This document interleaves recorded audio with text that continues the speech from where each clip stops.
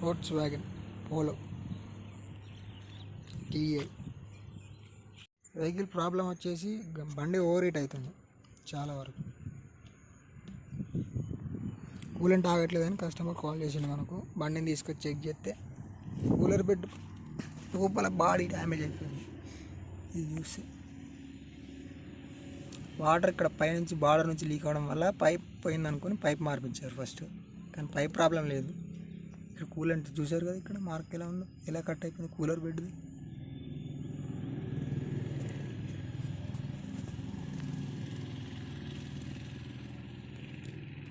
Time to time coolant change చేయకపోతే ఇలా అవుతుంది. కూలర్ బెడ్ పరిస్థితి కూడా చూద్దాం ఒకసారి ఎట్లున్నదో.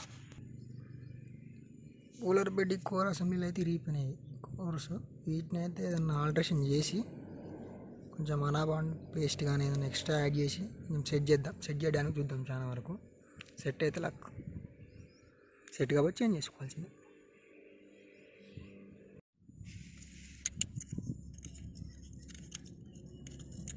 మనం ఫ్రెష్గా తీసిపోసేసరికి ఇవన్నీ బయటపడ్డాయి అన్నాడు కదా, లేదా అట్లా నడితే ఏం కదా, నడిచే కూర్చోను.